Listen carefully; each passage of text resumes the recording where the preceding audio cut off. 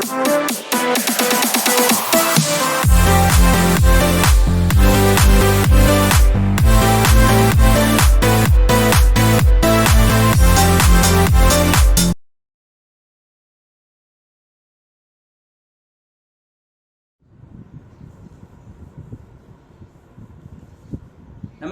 વિદ્યાર્થી મિત્રો, સ્વાગત છે તમારું આજના લેક્ચરની અંદર. બેટા પ્રીવિયસ લેક્ચરમાં આપણે ખૂબ સરસ રીતે દોલનોની અંદર સરળ આવર્ત ગતિ કઈ રીતે થાય છે, આવર્ત ગતિ એટલે શું, એના ઉદાહરણો, પ્રસંદવાદી ગતિ, સરળ આવર્ત ગતિનું સ્વરૂપ, એનું સમીકરણ, સ્પ્રિંગના આધારે હુકના નિયમને સાંકળતો એક સંબંધ તમને દર્શાવ્યો હતો. કઈ ગતિ સરળ આવર્ત ગતિ કહેવાય કે ન કહેવાય એના માટેની પણ ચર્ચા કરી હતી. આવર્ત ગતિને બે પ્રકારોમાં આપણે વહેંચી હતી, બરાબર. તો એ બધી ચર્ચાઓ આપણે પ્રીવિયસ લેક્ચરમાં કરી ચૂક્યા હતા. ઓકે, તો ચાલો જઈએ આજના લેક્ચર ઉપર. બેટા આજના લેક્ચરની અંદર ખાસ તમારે જે નવો ટોપિક ભણવાનો આવે છે એ પહેલો સૌથી પહેલા નાના નાના બે ત્રણ શબ્દોની સમજ છે, બરાબર. પહેલા તો હું થોડાક પ્રીવિયસ લેક્ચરના જે પ્રશ્નો હતા એની ચર્ચા કરી લઈએ એટલે તમને મગજમાં એક વખત રિપીટ થઈ જાય. જેમ કે પહેલો જ મુદ્દો આપણે ચલાવ્યો હતો કે ક્યારે સુરેખ ગતિ થાય અને ક્યારે વર્તુળમય ગતિ થાય. તો બેટા સુરેખ ગતિ ક્યારે થાય કે જ્યારે કોઈ પણ પદાર્થ પર જે દિશામાં બળ લાગે છે એ જ દિશામાં સ્થાનાંતર થાય તો સુરેખ ગતિ થાય. બળ અને સ્થાનાંતર પરસ્પર લંબ હોય તો એ ગતિ કેવી થાય? વર્તુળમય ગતિ. Okay, that's clear. Okay, next આપણે ટોપિક ચલાવ્યો તો આવર્ત ગતિ. તો આવર્ત ગતિમાં શું હતું તો કે સાહેબ કોઈ ચોક્કસ બિંદુને અનુલક્ષીને ચોક્કસ માર્ગ પર પોતાના ગતિપથના આધારે પોતાની ગતિનું સતત શું કરે? પુનરાવર્તન કરે. તો એને શું કહેવાય? આવર્ત ગતિ. નેક્સ્ટ હતી આવર્ત ગતિના કદાચ ઉદાહરણ લીધા હતા તો તમને આવડે. પૃથ્વીની આજુબાજુ સૂર્ય, બરાબર, ઘડિયાળના કાંટાની ગતિ, આ બધી ગતિઓ કેવી હતી? આવર્ત ગતિ. કે નિયત સમયગાળે પોતાની ગતિનું શું કરતા હતા? પુનરાવર્તન. ઓકે, નેક્સ્ટ પ્રસંદવાદી ગતિ. પ્રસંદવાદી ગતિમાં શું હતું કે કોઈ પણ આવર્ત ગતિ કરતો પદાર્થ હોય એ ફરી ફરી અને પાછા પોતાના મૂળ સ્થાન ઉપર આવતો હોય. આવર્ત ગતિ કરતો પદાર્થ ફરીને પાછા પોતાના મૂળ સ્થાન ઉપર આવે છે તો એવી ગતિને પ્રસંદવાદી ગતિ અથવા હાર્મોનિક મોશન કહેવામાં આવે છે. હાર્મોનિક મોશન બેટા કયા વિધેય વડે દર્શાવાય? તો હાર્મોનિક મોશન સાઇન અને કોસ વિધેય વડે દર્શાવવામાં આવે છે. ઓકે, નેક્સ્ટ કદાચ કેવું હોય કે આવર્ત ગતિ. તો આવર્ત ગતિના આપણે બે પ્રકાર પાડ્યા હતા. એક નિયમિત વર્તુળમય ગતિ. નિયમિત વર્તુળમય ગતિને આપણે શું કહેતા હતા તો કે એવી ગતિ કે જેનો ગતિપથ પોતાના સમતુલિત બિંદુ અથવા તો મધ્યમાન સ્થાનની અંદરથી પસાર થતો હોય નહીં, ચોક્કસ બિંદુમાંથી પસાર થતો હોય નહીં. જ્યારે બીજો પ્રકાર હતો દોલનો. દોલનો એટલે કોઈ પણ પદાર્થ છે તો એનો જે ગતિમાર્ગ છે એ ગતિમાર્ગ ચોક્કસ બિંદુમાંથી, સમતુલિત બિંદુમાંથી પસાર થતો હોય તો તેને આપણે પદાર્થ દોલન કરે છે એમ કહી શકાય અથવા તે પદાર્થ દોલિત ગતિ કરે છે એમ કહી શકાય. તો આ આવર્ત ગતિના બે પ્રકાર હતા. એક નિયમિત નિયમિત વર્તુળમય ગતિ અને બીજું દોલિત ગતિ. ઓકે, ચલો નેક્સ્ટ બીજું શું લીધું હતું તો દોલિત ગતિની અંદર આપણે કહી શકીએ કે એક પદાર્થ તો સરળ આવર્ત ગતિ કરતો જ તો સુરેખ પથ પર ગતિ કરતો હોય. જો કોઈ પદાર્થ સુરેખ પથ પર આવર્ત ગતિ કરતો હોય તો એ સુરેખ આવર્ત ગતિ છે. પણ જો કોઈ પદાર્થ કોણીય પથ પર આવર્ત ગતિ કરતો હોય તો એ કોણીય આવર્ત ગતિ છે. ઓકે, ચલો નેક્સ્ટ આપણે લીધું વાઇબ્રેશન. તો વાઇબ્રેશનની અંદર શું કહેતા હતા કે ભાઈ આવૃત્તિ ખૂબ જ વધારે હોય, ફ્રીક્વન્સી વધારે હોય અને જે આવર્તકાળ છે, ટાઈમ પિરિયડ, એ ખૂબ ઓછો હોય. તો એવા દોલનોને આપણે વાઇબ્રેશન અથવા તો કંપન કહીએ છીએ. ઓકે, નેક્સ્ટ બીજું કેવું હોય તો સરળ આવર્ત ગતિનું બળનું સૂત્ર આપણે ધાર્યું હતું. જે બળનું સૂત્ર આવ્યું હતું F બરાબર માઇનસ કહેવાય. આ બધું લગભગ તમને પ્રીવિયસ લેક્ચરની અંદર ક્લિયર થઈ ગયું હશે. ઓકે, હવે છેલ્લે તમે એક સમતુલિત બિંદુના આધારે સૂત્ર છેલ્લે તાર્યું F બરાબર માઇનસ કહેવાય અને એના આધારે આપણે કહેતા હતા કે ભાઈ જો પદાર્થ ઉપર તરફ ગતિ કરતો હોય તો y પોઝિટિવ આવે, પણ બળ F છે એ નેગેટિવ આવશે. જો પદાર્થ નીચે તરફ જતો હોય તો y નેગેટિવ આવે, એટલે કે સ્થાનાંતર નેગેટિવ, પણ પુનઃસ્થાપક બળ છે એ કેવું આવશે? પોઝિટિવ. અને છેલ્લે વ્યાખ્યા તમને આપી હતી કે જો કોઈ પદાર્થ કોઈ બિંદુને અનુલક્ષીને સ્થાનાંતરના સમપ્રમાણમાં અને નિયત બિંદુ તરફ લાગતા બળની અસર હેઠળ નિયત સમયગાળે પોતાની ગતિનું શું કરતો હોય? પુનરાવર્તન કરતો હોય, તો આવી ગતિને શું કહેવામાં આવે છે? સરળ આવર્ત ગતિ કહેવામાં આવે છે. ઓકે, ચલો તો હવે આપણે સરળ આવર્ત ગતિ વિશે આગળ થોડીક બાબતોની ચર્ચા કરવી છે.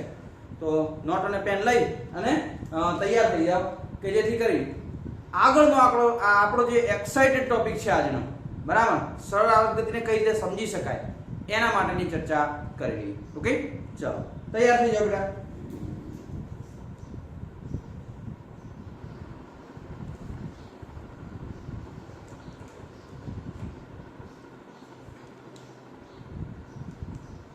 ચલો બેટા, હવે જો જે સરળ આવર્ત ગતિ છે એ સરળ આવર્ત ગતિને સમજવા માટે આપણે દ્રઢ આધાર સાથે બાંધેલી એક સ્પ્રિંગ અને સ્પ્રિંગના જે દોલનો થતા હોય છે એના ટોપિકોને સમજીએ. ઓકે, ચલો તો આ ફક્ત ને ફક્ત આની અંદર 2-3 બિંદુઓ હું તમને બતાવી દઈશ. જો કે એ બિંદુઓ તમે જાણો છો, પણ આ ચેપ્ટરમાં તમારે એને બીજા અલગ અલગ શબ્દોથી ઓળખવા પડશે. તો 2-3 બિંદુઓ બતાવી દઉં અને 2-4 વ્યાખ્યાઓ જે છે એની આપણે સમજણ છે એ મેળવી લઈએ. ઓકે, તો ચલો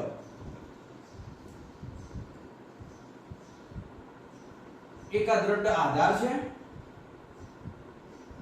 અને એના છેડે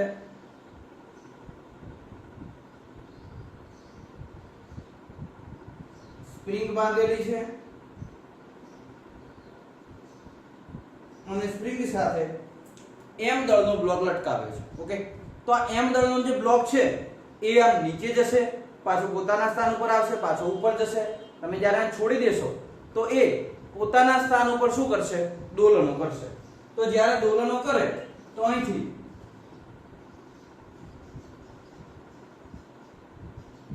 આ બ્લોક નીચે આવી ગયો,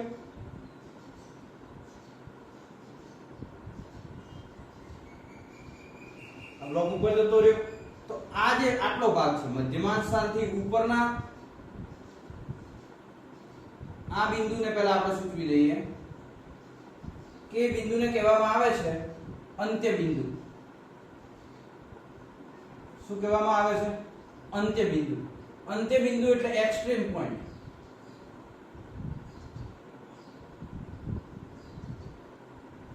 ઓકે, આ બિંદુને શું કહેવામાં આવે છે? અંત્ય બિંદુ. એટલે આ બિંદુ જે બરોબર મધ્યમાં છે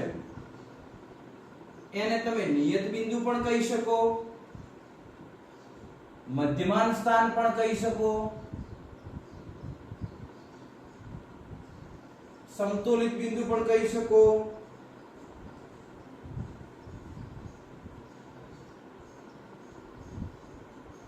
અથવા તો સરળ આવર્ત ગતિનું મધ્યમાન સ્થાન પણ કહી શકો. અને આ જે લાઈન તમે મૂકો છો એને તમે મીન પોઝિશન પણ કહી શકો છો. ઓકે, તો આ નિયત બિંદુ થયું. નિયત બિંદુથી ઉપરના મહત્તમ સ્થાનાંતર કર્યા બાદ જે બિંદુએ પહોંચે એને કહેવાય અંત્ય બિંદુ. ત્યારબાદ નીચેનું જે આવશે એને પણ કહેવામાં આવશે અંત્ય બિંદુ. ઓકે, તો આ ટોટલ ડાયાગ્રામ થઈ ગઈ કે જે સરળ આવર્ત ગતિ જે કરતો પદાર્થ છે એનું આ મધ્યમાન સ્થાન થયું. મધ્યમાન સ્થાનથી ઉપર તરફ જ્યારે જાય છે તો એ એક્સ્ટ્રીમ પોઈન્ટ આવશે, બરાબર. ઉપર તરફ જ્યારે જશે તો આમ હકીકતમાં બને છે કેવું કે જ્યારે લોલક કો કે કોઈ પદાર્થ કો એ દોલિત ગતિ કરતો હોય તો બરોબર મધ્યમાં હોય, એનાથી ઉપર તરફ જાય એટલે ધીમે ધીમે એનો વેગ ઘટે.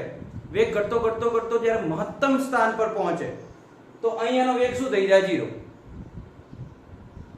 જ્યારે વેગ 0 થઈ જાય તો એ સ્થાનને કહેવામાં આવે અંત્ય બિંદુ. ઓકે, ત્યારબાદ બરોબર મધ્યનું જે સ્થાન છે એને કહેવામાં નિયત બિંદુ અને આ આવશે બીજું નીચેનું અંત્ય બિંદુ. ઓકે, ચલો તો આટલી આકૃતિ દોરીને આટલા બિંદુઓ તમે પહેલા દર્શાવી દો, પછી 2-4 વ્યાખ્યા ઉપર જઈએ.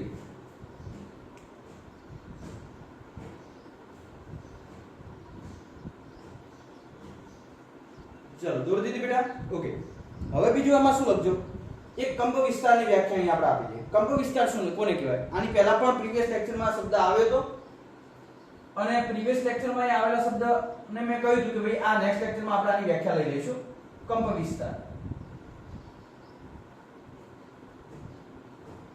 કંપ વિસ્તાર એટલે શું થાય કે આ પદાર્થ છે, દોલિત ગતિ કરતો પદાર્થ મધ્યમાન સ્થાનથી મહત્તમ કોઈ એક દિશામાં કાપેલા અંતરને કંપ વિસ્તાર કહેવાય. આટલું ડિસ્ટન્સ, અને કંપ વિસ્તારને a વડે દર્શાવે છે. બરાબર? તો આ સરળ આવર્ત ગતિ કરતો પદાર્થ છે, મધ્યમાન સ્થાનથી કોઈ એક દિશામાં કાપેલા મહત્તમ સ્થાનાંતરને શું કહેવામાં આવે? કંપ વિસ્તાર કહેવામાં આવશે. તો આપણે દર્શાવી દઈએ કે સરળ આવર્ત ગતિ કરતા પદાર્થે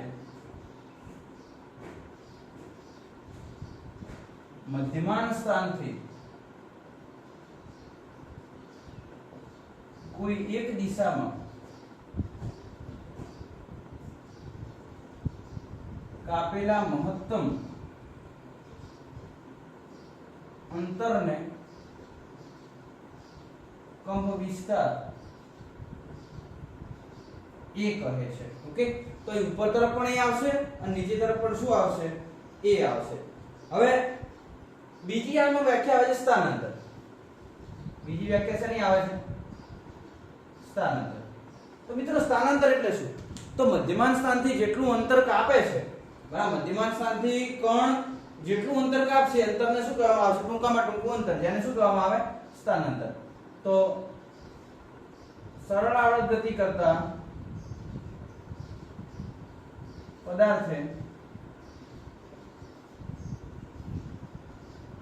મધ્યમાન સ્થાનથી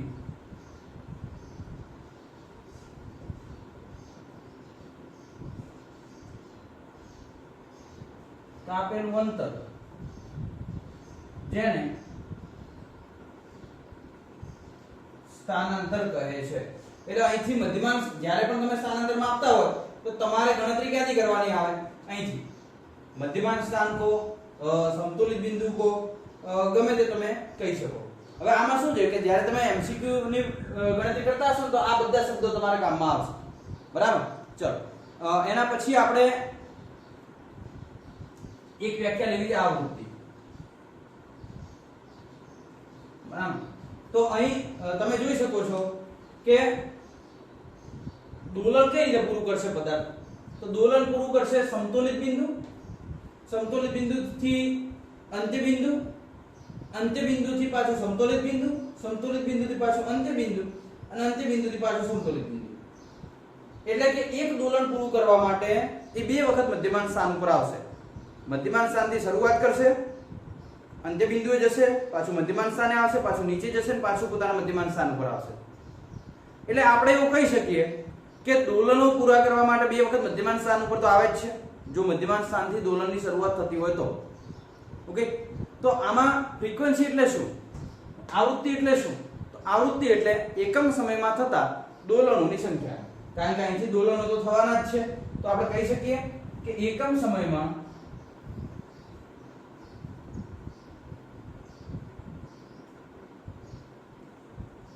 દોલક દ્વારા થતા દોલનોની સંખ્યાને આવૃત્તિ f કહે છે. ઓકે, ચલો, તો આ થઈ ગઈ આવૃત્તિ. આવૃત્તિ f નું સૂત્ર લખવું હોય તમે લખી શકો કે આવૃત્તિ f બરાબર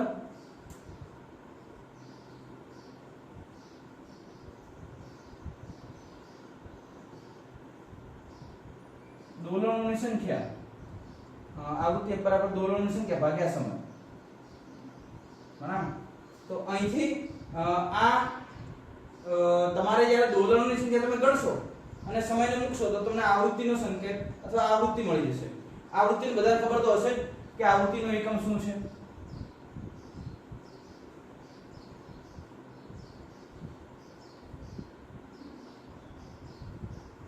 હર્ટ્ઝ છે. બરાબર? એ બધાને ખ્યાલ હશે. આપણે જો આ બાજુનો ભાગ થોડો લૂસું છું કારણ કે હજી મારે કોણીય આવૃત્તિ સમજાવી છે. અને એક આવર્તકાળ. આ બે વસ્તુ આ તમે લખી દીધું હશે ડાબી બાજુ વાળું. તો જો હવે આવૃત્તિ તો ક્લિયર થઈ ગઈ, પણ કોણીય આવૃત્તિ કોને કહેવાય?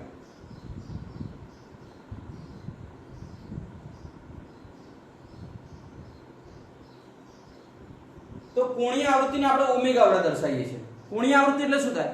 આવૃત્તિને તમે 2π વડે ગુણો, આવૃત્તિને 2π વડે ગુણો તો જે રાશિ તમને મળે છે એને તમે કોણીય આવૃત્તિ કહી શકો. તો અહીં કહી શકાય કે આવૃત્તિ f ને 2π વડે ગુણતા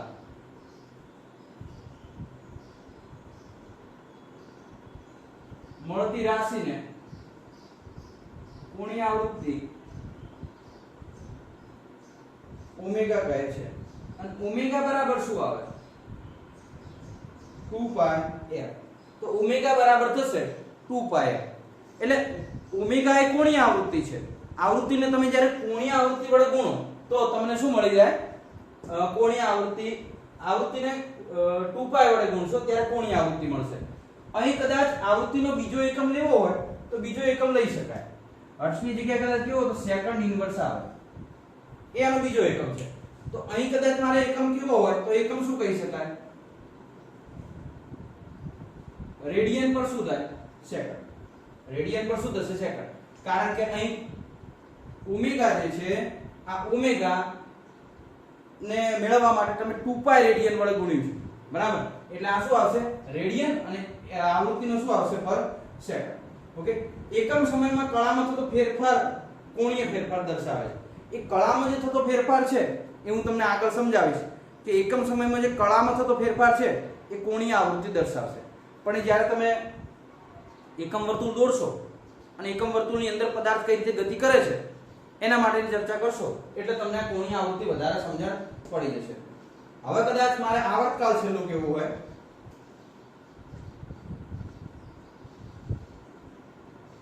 તો આવર્તકાળ એટલે શું થાય? બધાને ખબર જ છે. એક દોલન પૂર્ણ કરવા માટે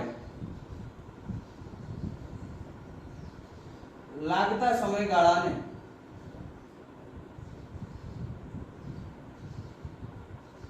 આવર્તકાળ કહે છે. અને આવર્તકાળ t બરાબર 1/f થાય. આવૃત્તિનો વ્યસ્ત થાય. તો આવૃત્તિ શું હતી? સમય ભાગ્યા દોલનોની સંખ્યા. અને t નો એકમ સેકન્ડ છે. t બરાબર 1/f. અને કદાચ કેવું હોય તો આમાંથી f મળી જાય. f બરાબર શું થાય? ω/2π. તો f નો વ્યસ્ત કરું તો 2π/ω થશે. આ બધું યાદ રાખજો મિત્રો. આ ખાસ મોસ્ટ આઈએમપી ફોર્મ્યુલા થશે. t બરાબર 1/f અને t બરાબર 2π શું આવશે? ઓમેગા. ચલો ક્લિયર થઈ જશે. તો કંપવિસ્તાર આવડી ગયો, સ્થાનાંતર, આવૃત્તિ અને મોસ્ટ ઓફ બધી જે વ્યાખ્યાઓ જે આ ચેપ્ટરમાં તમારે ઉપયોગી હતી બેઝિક એ મેં તમને સમજાવી દીધી છે. તો પહેલા ક્લિયર કરો પછી એના પછી આગળ વધીએ.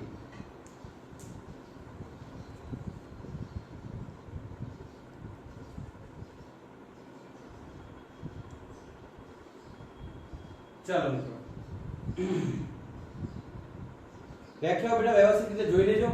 ખાસ મધ્યમાન સ્થાન, સમતોલિત બિંદુ, પેલું અંત્ય બિંદુ, નીચેનું કહેવાય અંત્ય બિંદુ, કંપ વિસ્તાર, મધ્યમાન સ્થાનથી અંત્ય બિંદુ સુધી નો જે વિસ્તાર છે અથવા પદાર્થે કરેલું મહત્તમ સ્થાનાંતર, કોઈ એક દિશામાં કરેલું મહત્તમ સ્થાનાંતર જેને કંપ વિસ્તાર કહેવાય.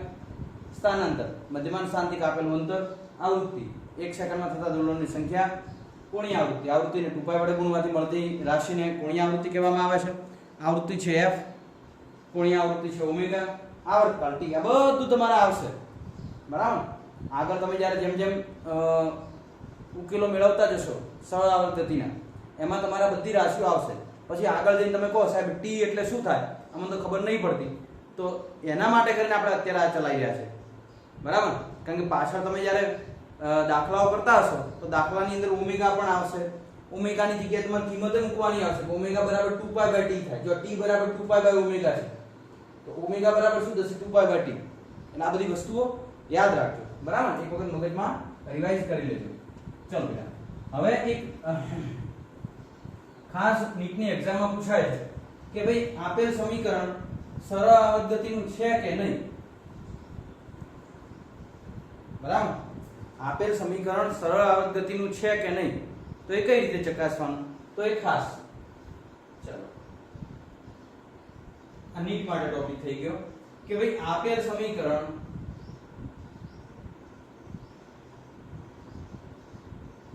સરળ આવર્ત ગતિ કરે છે અથવા સરળ આવર્ત ગતિનું છે, તો સરળ આવર્ત ગતિના સમીકરણ માટે તમારે ખાસ f બરાબર માઈનસ ky ના સમીકરણ અનુસરવું પડે કે f બરાબર શું છે, માઈનસ ky. અને આની અંદર હું મૂકું કે f બરાબર me બરાબર માઈનસ ky. આમ તો શું છે કે આપણે સરળ આવર્ત ગતિ લેવી છે, તો સરળ આવર્ત ગતિ માટે આ ઇક્વેશન તો તમે લઈ જ શકો કે f બરાબર માઈનસ ky. f બરાબર હું મૂકી દઉં ma, અને આની અંદર કદાચ આ m ને અચળ લઈ લઈએ, k ને અચળ લઈ લઈએ, તો પ્રવેગ a છે એ y ના ઋણ સમીકરણ જેટલા મળવા જોઈએ, y ના ઋણ મૂલ્ય જેટલા. એટલે કે જે e ની વેલ્યુ જે છે એ y ના ઋણ મૂલ્ય જેટલી હોવી જોઈએ. હાલ તમને આમાં ખબર નહીં પડે, એકાદ દાખલો ગણાવો એટલે તરત જ તમને મગજમાં બેસી જશે. તમને જે સમીકરણ આપ્યું હોય એનું 2 વાર વિકલન કરવાનું અને પ્રવેગ મેળવવાનો, અને પ્રવેગ એ સ્થાનાંતરના ઋણ મૂલ્ય જેટલો થાય તો એ પદાર્થ સરળ આવર્ત ગતિ કરે છે તેમ કહી શકાય. કઈ રીતે, ચાલો જોઈએ જરા. એક્ઝામ્પલ, y બરાબર cos omega t plus j sin omega t. આ સરળ આવર્ત ગતિ છે, આ સઆગ છે કે નહીં એ સમજવું છે. તો જો y બરાબર cos omega t plus j sin omega t.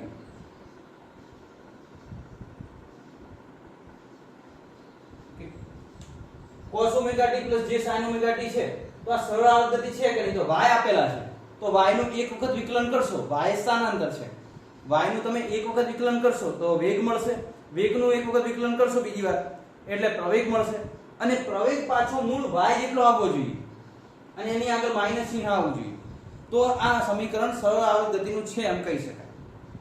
Okay, આ બધી વસ્તુ કરતા પહેલું તો જોઈ જ લેવાનું કે y જે સ્થાનાંતરનું સમીકરણ છે એમાં sin ને cos હાર્મોનિક વિધેય આવે છે કે નથી આવતા. જો એ સમીકરણ હાર્મોનિક વિધેય વગરનું હોય તો તમારે એને નેગ્લેક્ટ કરવાનું, એ ક્યારેય સરળ આવર્ત ગતિ હશે નહીં. એટલે સરળ આવર્ત ગતિ હોવા માટે પહેલી બે કન્ડિશનોમાં પહેલી કન્ડિશન શું છે કે sin અને cos વિધેય હોવું જોઈએ અંદર.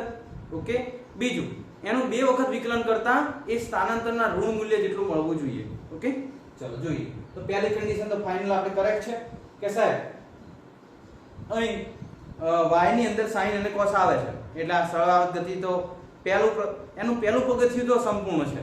ઓકે, નેક્સ્ટ બીજા પગથિયામાં આનું શું કરવાનું, 2 વખત વિકલન. ચલો કરીએ 2 વખત વિકલન. તો આનું મારે વિકલન કરવું હોય તો dy/dt. Okay, cos omega t નું વિકલન શું થશે, તો મેં કહ્યું હતું કે cos નું વિકલન માઈનસ sin થાય. ઓકે, તો અહીંયા આવશે માઈનસ sin ઓમેગા t, અને ઓમેગા t નું વિકલન શું થાય, ઓમેગા, અને ઓમેગા આવી જાય આગળ. ચલો પ્લસ j એમના sin નું વિકલન શું થાય, cos ઓમેગા t, અને ઓમેગા ક્યાં રહે આગળ. ઓકે, આમાંથી કામ કરીએ, ઓમેગા કોમન કાઢી દઈએ, આ તો થઈ જાય વેગ, ઓમેગા કોમન કાઢી દઈએ તો શું વધે છે, minus sin omega t plus j cos omega t. Okay, કામ કરીએ, આનું વેગનું પાછું વિકલન કરીએ સમયની સાપેક્ષે, dv/dt ઓમેગા માઈનસ sin નું વિકલન શું થાય, cos, sin નું વિકલન તો થવાનું cos, તો કે cos ઓમેગા t, અને ઓમેગા t નું ઓમેગા થાય એ આગળ આવી જાય ઓમેગા, દર વખતે ઓમેગા t નું ઓમેગા તો આગળ આવશે, પ્લસ j cos નું શું થશે માઈનસ sin, એટલે અહીં કરી દઈએ માઈનસ sin ઓમેગા t અને ઓમેગા આવે આગળ. આ બંનેમાંથી કંઈ કોમન નીકળે છે અને છે માઈનસ ઓમેગા. જો બંનેમાં માઈનસ ઓમેગા છે તો માઈનસ ઓમેગા બહાર લઈ દો તો અહીં આવશે પ્રવેગ a માઈનસ ઓમેગા બહાર આવે એટલે omega into omega omega square ને આગળ વધ્યો માઈનસ. તો અંદર શું વધ્યું cos omega t plus j sin omega t. Okay, તો આ cos omega t plus j sin omega t આને તમે બેટા ઉપરવાળા જોડે થોડું સરખાવો તો cos omega t plus j sin omega t, તો આ તો કિંમત y ની થઈ ગઈ. તો અહીંયા આ કિંમત કોની છે આ કિંમત છે y ની, તો y મૂકી શકો તો minus omega square y. Okay done. ચલો તો આ a બરાબર માઈનસ ઓમેગા સ્ક્વેર y આવે. ઓકે, અને અહીં a ઓમેગા સ્ક્વેર ના ચલ લઈએ તો માઈનસ y ના સમપ્રમાણમાં થશે. મળી ગયું મૂલ્ય. તો કહી શકાય કે પ્રવેગ એ સ્થાનાંતરના ઋણ મૂલ્યના સમપ્રમાણમાં હોય તો આપેલ ગતિ એ સરળ આવર્ત ગતિ છે. તો આપેલ ગતિ એ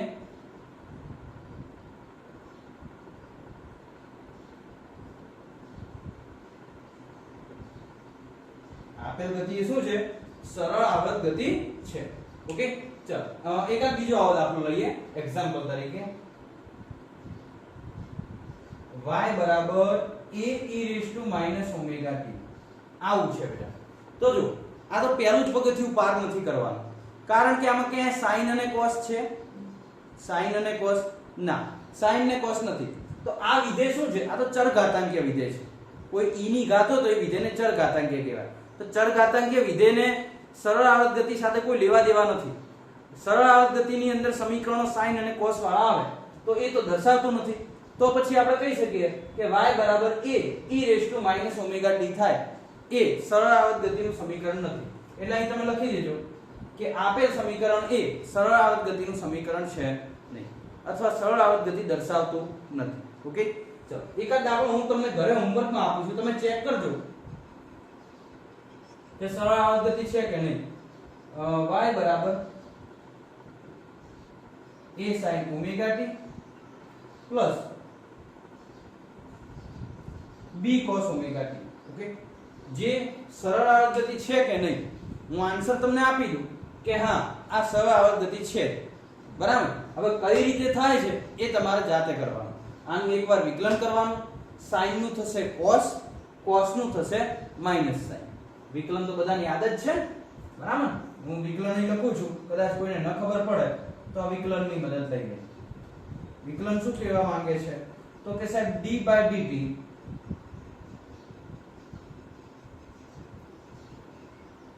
sin omega t. તો sin નું શું થાય cos omega t અને omega t નું આગળ omega આવી જાય, અને d/dt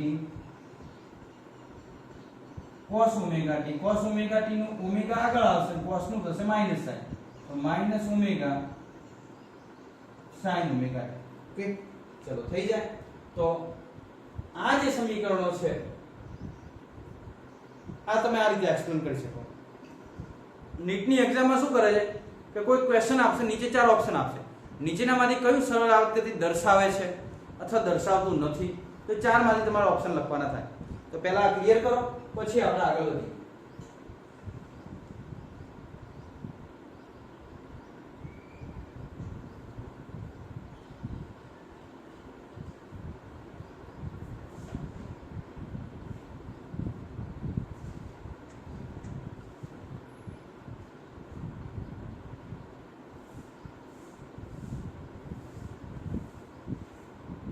ચલો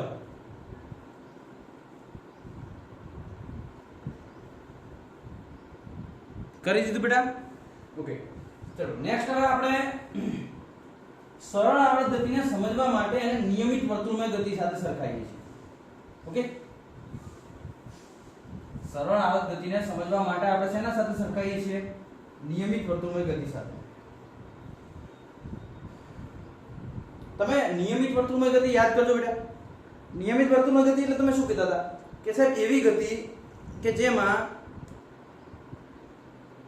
ઝડપ અચલ રહે, વેગ અચલ ના રહે. સીધી વાત છે. ઝડપ અચલ એનો મતલબ કે ઝડપનું મૂલ્ય તો બદલાવાનું નથી, વેગનું બદલાશે. વેગનું કેમ બદલાશે? કારણ કે પદાર્થ જ્યારે ગતિ કરતો હોય છે તો ઝડપનું મૂલ્ય તો અચલ રહેશે. ઝડપનું મૂલ્ય કેવું રહેશે? અચલ રહેશે. પણ વેગની દિશા બદલાય છે. વેગની દિશા બદલાય એટલે વેગ બદલાયો જ કહેવાય. ઓકે, તો આપણે સરળ આવર્ત ગતિને સરખાવવા છે નિયમિત વર્તુળમાં ગતિ સાથે. ઓકે, ચલો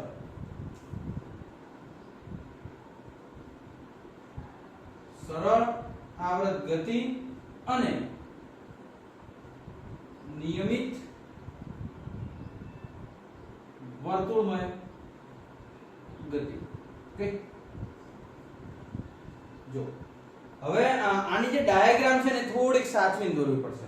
થોડીક વાર પણ થશે, બરાબર, પણ થોડીક સાચવીને દોરવી પડશે. જોજો, ધ્યાન રાખજો.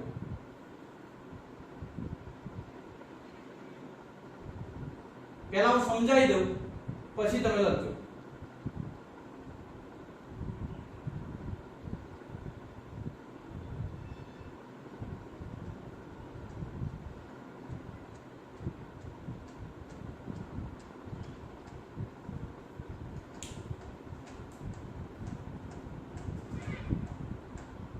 આ પહેલથી દોરીને રાખું તો પણ ચાલે, પણ દોરીને રાખીશ તો તમે કેવી દોરશો ને મને ખબર છે, બરાબર. એટલે આ કઈ રીતે દોરાય છે જોઈ લેજો કે આ રીતે આકૃતિ દોરાય. માપ લીધા વગર એમને ના દોરી દેવા બેટા.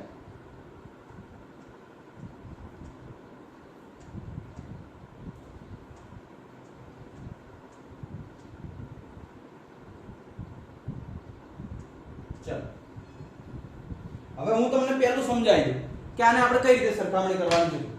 એ કોઈ પદાર્થ અહીં છે, બરાબર. આ એમ દળનો પદાર્થ અહીં છે અને આ કણ અહીં છે. હવે આ જેમ ઉપર જશે એમ કણ અહીં ચાલશે. તો આ ચોથા ભાગનું વર્તુળ પૂરું કર્યું અને આણે એક દોલનનું ચોથા ભાગનું દોલન પૂરું કર્યું. ઓકે, ત્યાંથી પાછો પોતાના મૂળ સ્થાન ઉપર આવશે. ઓકે, એટલે અહીં અડધું વર્તુળ પૂરું થયું અને અહીં અડધું દોલન પૂરું થયું. ઓકે, નેક્સ્ટ તમે જોતા રહેજો. એ આ ત્રણ ભાગ પૂરા કરી દીધા, ત્રણ ભાગનું દોલન પૂરું કરી દીધું અને ફરીને પાછું ક્યાં આવી ગયો? અહીં આવી.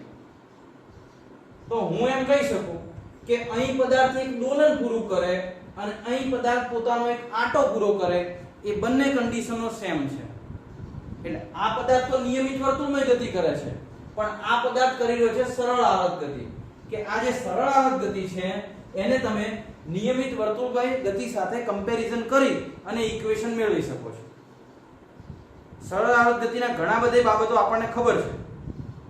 એટલે અહીં જે પણ સ્થાનાંતર થશે y દિશામાં, એ y દિશામાં થતા સ્થાનાંતરોને આપણે આની સાથે સરખાવી અને y ની કિંમત મેળવી શકીશું.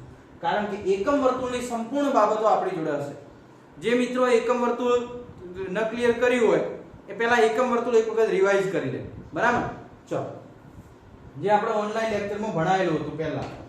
તો અહીં શું આવે બેટા? 0. અહીં શું આવશે? π/2 એટલે કે 90. અહીં શું આવશે? π એટલે કે 180. અહીં શું આવશે? 3π/2 અને પાછું આવી જાય 2π. ઓકે, તો અહીં 0 છે તો અહીં 0 અથવા 2π. આ કંપ વિસ્તાર જે છે આ કંપ વિસ્તાર આવશે a. ઓકે, હવે એક કંપ વિસ્તાર તો ખબર પડે ને, સમતોલિત બિંદુથી એક તરફના મહત્તમ સ્થાનાંતરને કંપ વિસ્તાર કહેવાય. તમે એક વસ્તુ અનુભવજો બેટા કે પદાર્થ જ્યારે અહીં હશે તો એની કળા આવશે 0. અહીં ગયો એટલે π/2, પાછો ત્યાં આવે એટલે π, અહીં આવશે એટલે 3π/2 અને પાછો પોતાના મૂળ સ્થાન ઉપર આવે એટલે 2π થઈ જાય. કળા 2π થાય એનો મતલબ કે એક દોલન પૂરું કર્યું કહેવાય. ઓકે, તો આ વસ્તુ તમારે વ્યવસ્થિત રીતે મેઝર કરવી પડે.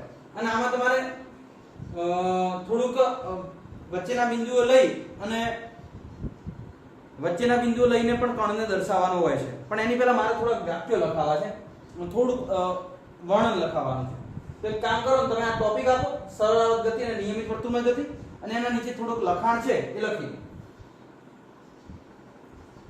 ચલો જે હું અહીં સમાસ જ નહીં મારાથી, બરાબર? એટલે હું બોલું છું, તમે લખી દો. પહેલા આ ટોપિક આપો, પછી લખી દો, પછી આકૃતિ દોરજો. લખો જરા. સરળ આવર્ત દોલકના સમતોલન બિંદુને સરળ આવર્ત દોલકના સમતોલન બિંદુને કેન્દ્ર તરીકે લઈ સરળ આવર્ત ગતિના અથવા સરળ આવર્ત દોલકના સમતોલન બિંદુને કેન્દ્ર તરીકે લઈને સરળ આવર્ત ગતિના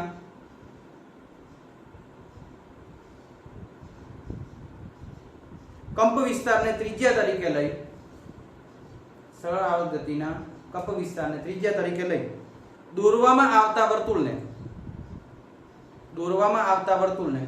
સરળ આવર્ત ગતિનું સંદર્ભ વર્તુળ કહે છે. આ તો નહીં લખવાનું સરળ આવર્ત ગતિ, સ આગ. દોરવામાં આવતા વર્તુળને સ આગનું સંદર્ભ વર્તુળ કહે છે. સ આગનું સંદર્ભ વર્તુળ કહે છે. ફરીથી હું વ્યાખ્યા બોલી જાઉં છું. સરળ આવર્ત દોલકના સમતોલન બિંદુને કેન્દ્ર તરીકે લઈ આ જે સરળ આવર્ત ગતિ કરતો જે પદાર્થ છે, આ જે દોલક છે, એ દોલકના સમતોલન બિંદુને વર્તુળનું શું લઈ લેવાનું? કેન્દ્ર. અને સરળ આવર્ત દોલકના કંપ વિસ્તારને ત્રિજ્યા તરીકે લઈ દોરેલા વર્તુળને સરળ આવર્ત ગતિનું સંદર્ભ વર્તુળ કહેવામાં આવે છે. નેક્સ્ટ વ્યાખ્યા લખો અવતરણ ચિહ્નમાં. સંદર્ભ વર્તુળ પર ગતિ કરતા કણને સંદર્ભ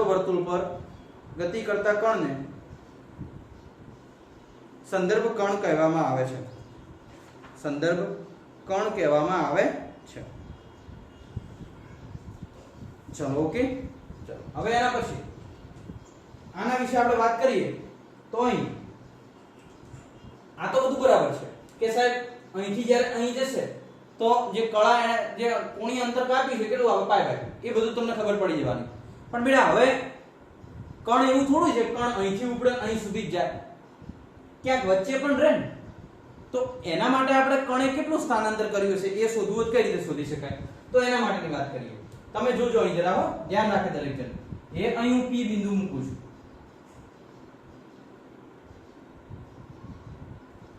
તો આ P બિંદુના બે પ્રક્ષેપ આવશે. એક x અક્ષ પરનો પ્રક્ષેપ આટલો અને એક y અક્ષ પરનો પ્રક્ષેપ. x અક્ષ પર તો દોલક ગતિ કરતું નથી, દોલક થોડી આમ ગતિ કરે છે. જો આમ ગતિ કરતું હોય તો x અક્ષ પરનો પ્રક્ષેપ લો, પણ આ ગતિ કઈ દિશામાં થાય છે એ જોઈ લો તમે. આ ગતિ થઈ રહી છે y અક્ષની દિશામાં, ટોટલી y અક્ષની દિશામાં થાય છે. તો y અક્ષની દિશામાં થતી હોય તો આ P નો y અક્ષની દિશામાં પ્રક્ષેપ આટલો થયો. તો આ સ્થાનાંતર જે O થી કરી અને P' સુધીનું જે આ સ્થાનાંતર છે, આ સ્થાનાંતર yp મળી જાય. એટલે કે જ્યારે P બિંદુએ કણ હોય તો કેટલું અંતર કાપ્યું છે? આટલું. અને એ અહીં હશે. તો આ પદાર્થ અહીં હશે. દાખલા તરીકે આપણે અહીં પહોંચાડી દઈએ કે Q બિંદુ અહીં છે, ગમે ત્યાં તમે લઈ શકો, એવું જરૂર નથી. કણ ગતિ કરતો અહીં પહોંચ્યો. એટલે આમ પહેલા ઉપર ગયો છે પછી નીચે આવ્યો છે, તો એનો y અક્ષની દિશામાં પ્રક્ષેપ આપણે શોધવો પડે.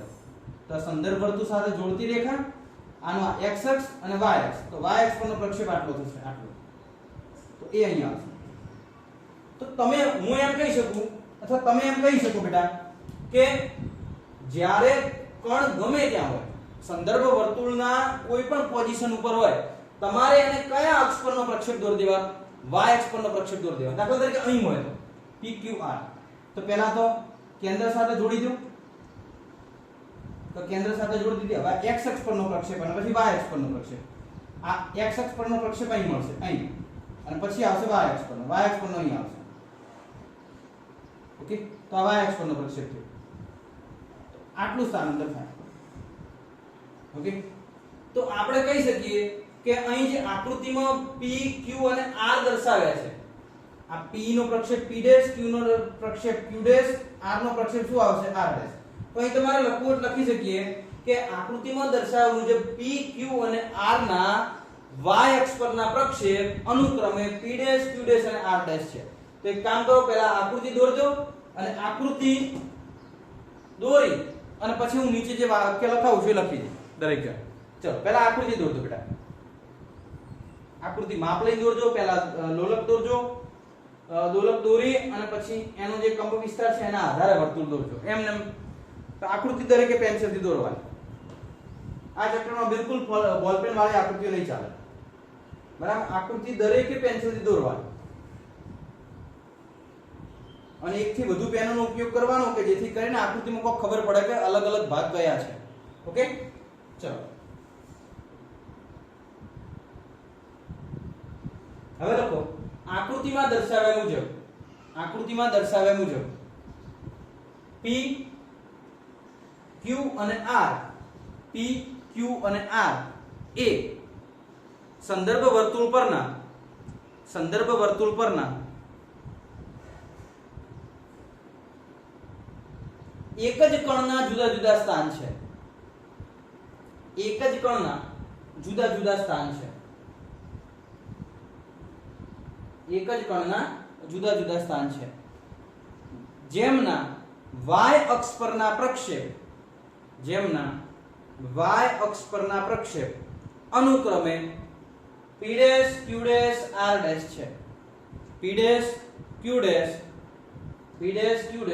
R' છે.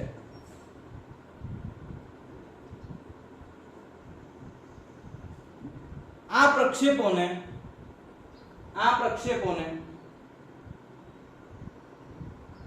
વર્તુળના y અક્ષના વ્યાસ પર દર્શાવી શકાય છે. વર્તુળના y અક્ષ પરના વ્યાસ સાથે દર્શાવી શકાય છે.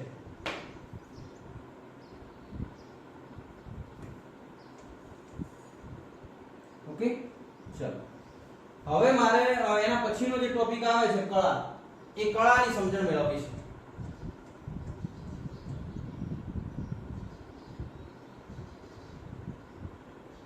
ઓકે, એની પહેલા બેટા તમે આટલું એક વખત ક્લિયર કરી લો. ચલો મિત્રો, ક્લિયર કરી દીધું હશે તમે. Okay, next. હવે જો બેટા ખાસ હવે કળા વાળી વાત. હવે આ ટોપિક આ તો તમે બરોબર સમજાય છે, પણ અહીંથી હવે ખાસ સમજો કે કળા એટલે થીટા. થીટા આપણે કઈ રીતે લેવો તો જો આ આકૃતિ ખાસ સમજો બેટા. જો કે બધી આકૃતિઓ મહત્વની જ છે, પણ આમાં તો બિલકુલ તમને ક્યાંય કચાશ રહેવી ના જોઈએ કે થીટાની શરૂઆત ક્યાં થશે સાહેબ કે 0 થી પછી અહીં શું આવશે π/2, π/2 થી અહીં આવશે π, π થી અહીં આવશે 3π/2. ઓકે, ચલો કે સાહેબ આટલું ડન થઈ ગયું. હવે અહીં થશે શું? તો અહીં મારે કેવું હોય તો અહીંથી દાખલા તરીકે સંદર્ભ રેખા તો આપણને ખબર છે. આ સાહેબ સંદર્ભ રેખા છે. આ શું છે? જસ્ટ તમને દેખાતું. Okay, clear. આ શું છે? સંદર્ભ રેખા. જો કણ સંદર્ભ રેખાથી ગતિની શરૂઆત કરે તો φ0 આવશે. અને થીટા કઈ રીતે ગણવાના? તો થીટા એ છે શું? તો થીટા એ છે કોણીય સ્થાનાંતર અથવા કોણીય અંતર. તો આપણને પહેલા પણ અહીં જ્યારે ગતિ કરતા હતા ત્યારે આપણને ખબર છે કોણીય ઝડપ. અહીં હમણાં મેં લખી દીધી. કોણીય ઝડપ શું થશે? તો કે કોણીય ઝડપ બરાબર કોણીય અંતર ભાગ્યા સમય. કોણીય ઝડપ એટલે ઓમેગા. કોણીય અંતર એટલે ઓમેગા. ઓમેગા બાય શું થશે? ટી.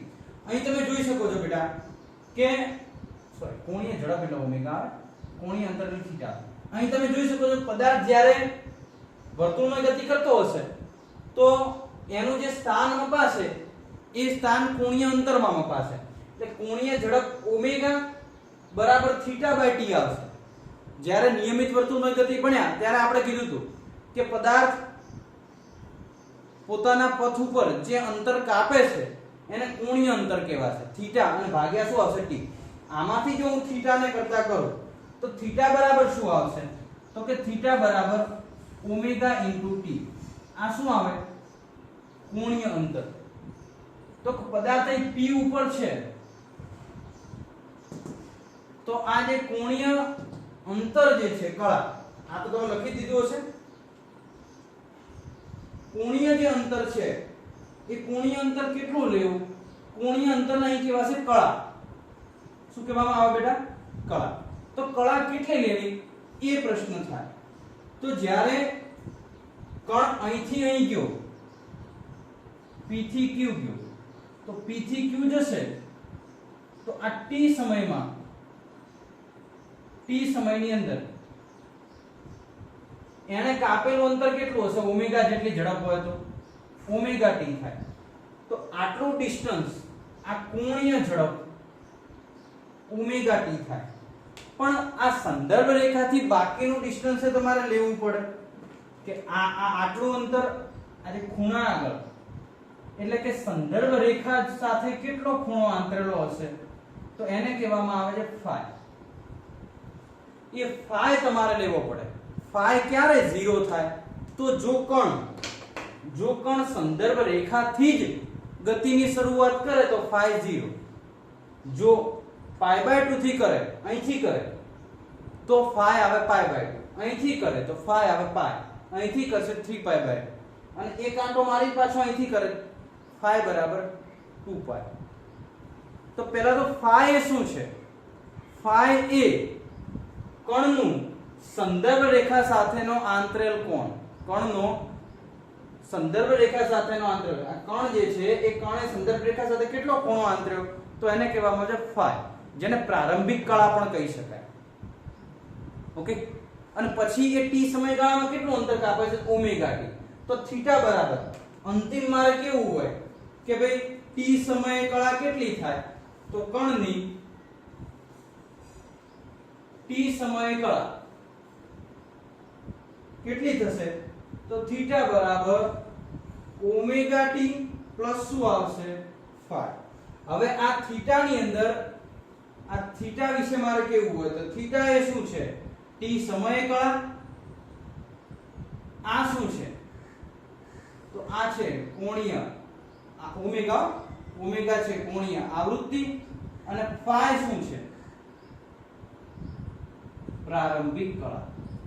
બેટા ખાસ આમાં કોઈ મોટી વસ્તુ નથી કરવાની કે P થી Q સુધી તમારે કળા નોંધવી કેટલી થાય તો એ થીટા કઈ રીતે નોંધવાના? તો t સમયમાં કાપેલું અંતર ઓમેગા t અને સંદર્ભ રેખા સાથે કેટલો ખૂણો આંતરેલ છે જેને કહેવાશે ફાઈ. તો થીટા બરાબર થઈ ગયું ઓમેગા t પ્લસ શું આવશે? ફાઈ. તો અહીં દોલનની કળા કેટલી આવશે? થીટા બરાબર ઓમેગા t પ્લસ શું થઈ જશે? ફાઈ થઈ જશે. અને કદાચ લખવું હોય તો પણ લખી શકાય કે દોલનની કળા બરાબર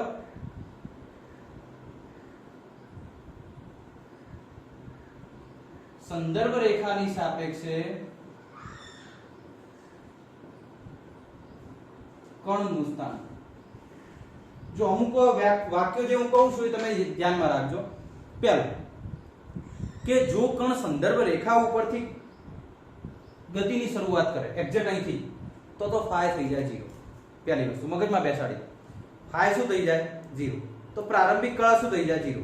પણ બેટા જરૂરી નથી કે હર હંમેશ પદાર્થ ત્યાંથી જ ગતિની શરૂઆત કરે. કારણ કે આપણે દોલનને બરોબર વચ્ચેથી જ આમ ગતિ કરાવવાની ચાલુ કરીએ એવું થોડું હોય. અંત્ય બિંદુથી કરીએ તો અંત્ય બિંદુથી અહીં આવશે. તો પહેલું તો મગજમાં એ ક્લિયર કરો કે દોલક જે છે ગતિની શરૂઆત ક્યાંથી કરે છે. જો મધ્યમાન સ્થાનથી કરતો હોય તો ફાઈ બરાબર શું થઈ જાય? 0. ઓકે. ચલો કે સાહેબ મધ્યમાન સ્થાનથી નથી કરતો P બિંદુથી કરે છે તો પછી શું કરવાનું? તો એને ક્યાંથી ક્યાં સુધી ગતિ કરી પહેલા એ જોઈ લો. તો કે સાહેબ P થી Q સુધી કરી. ઓકે. તો એ t સમયગાળો છે તો એમાં એનું કોણીય સ્થાનાંતર કેટલું થશે? તો કે ઓમેગા t. ઓકે. કોણીય અંતર એને કાપી દીધું ઓમેગા t. એ ફાઇનલ છે ઓમેગા t. અને બીજું તમારે આની અંદર શું ઉમેરી દેવાનું? પ્રારંભિક કળા ફાઈ. તો થીટા બરાબર ઓમેગા t પ્લસ શું આવી જશે? ફાઈ. ઓકે. એટલે કે જે દોલનની કળા છે એ હકીકતમાં સંદર્ભ રેખાની સાપેક્ષે સ્થાન થશે. એ આ ટોટલ આ એંગલ થીટા છે. એટલે થીટા એ શું છે? એ દોલનની કળા છે. અને કળા કેટલી થાય? તો સંદર્ભ રેખાથી કેટલો એને ખૂણો આંતર્યો એ છે. એ ખૂણાની અંદર બે હશે. એક એને પર્ટિક્યુલર P થી Q ગયો એ ખૂણો અને બીજો સંદર્ભ રેખાની સાપેક્ષે એની પ્રારંભિક કળા ફાઈ. આ બંનેનો સરવાળો એની અંદર મળી રહેશે. હવે બેટા અમુક વખતે એવું થાય, અમુક વખતે તમે જોજો કે દાખલા તરીકે દોલન એક દોલન પૂરું કર્યું, અહીંથી ઉપડ્યો કરો, એક દોલન પૂરું કરે. આ બધી વસ્તુ સમજજો, આકૃતિ એક જ છે, સમજવાનું ઘણું બધું છે. અહીંથી ઉપડે અહીં પાછો પોતાના એ સ્થાન ઉપર આવે છે, તો એને કેટલું કોણીય અંતર કાપ્યું? તો 2π જેટલું. કેટલું કાપ્યું? 2π જેટલું. અથવા p થી ઉપડ્યો છે, ચલો સમજી લો, p થી ઉપડ્યો, આખું દોલન પૂરું કરી અને અહીં આવે છે p બિંદુ ઉપર. તો હું થીટા કઈ રીતે લખીશ? અથવા થીટા ડેશ, અહીં થીટા છે કોલ, એક દોલન પૂરું કરે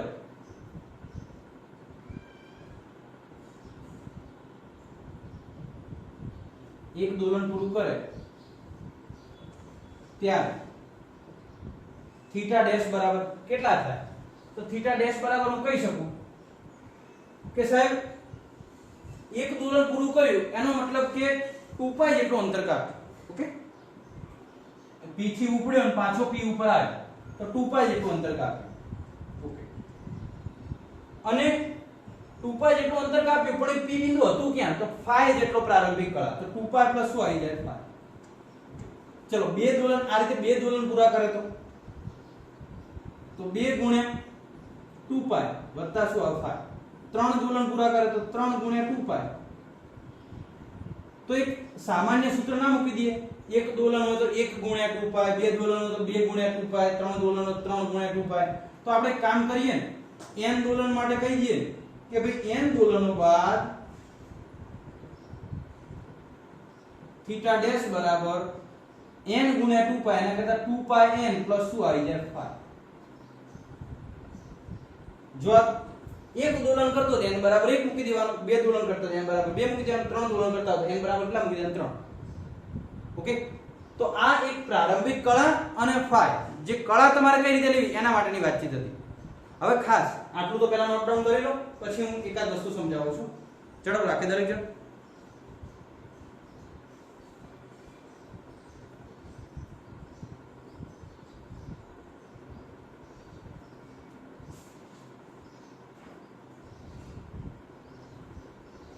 ચલો ખાસ હવે બેટા આમાં શું છે કે તમે ચેપ્ટર જે છે ચેપ્ટરની શરૂઆતથી લઈ અને જેટલું ચાલે છે એટલું સતત ને સતત રિવિઝન કરજો, તો આ ચેપ્ટરમાં તમને વ્યવસ્થિત રીતે મુદ્દાસર ખબર પડતી રહેશે. બરાબર, અહીં આપણે આ ટોપિક પૂરો તો નથી કરતા, પણ આટલે અધૂરો મૂકીએ છીએ. નેક્સ્ટ લેક્ચરથી પાછી શરૂઆત કરીશું. બરાબર, સરળ આવર્ત ગતિ અને નિયમિત વર્તુળની ગતિની આપણે સરખામણી કરી દીધી છે. હવે થોડીક છેલ્લી બાબતો જે છે અને એકાદ સમીકરણ સાબિત કરવાનું છે એ બાકી છે. બરાબર, તો આશા રાખું છું કે તમને લેક્ચર વ્યવસ્થિત રીતે પસંદ આવ્યું છે અને અહીં આપણે સ્ટોપ કરીએ છીએ. બરાબર, હવે પછી નેક્સ્ટ લેક્ચરથી ચાલુ કરીશું. ઓકે, આપ સર્વ વિદ્યાર્થી મિત્રોનો ખૂબ ખૂબ આભાર.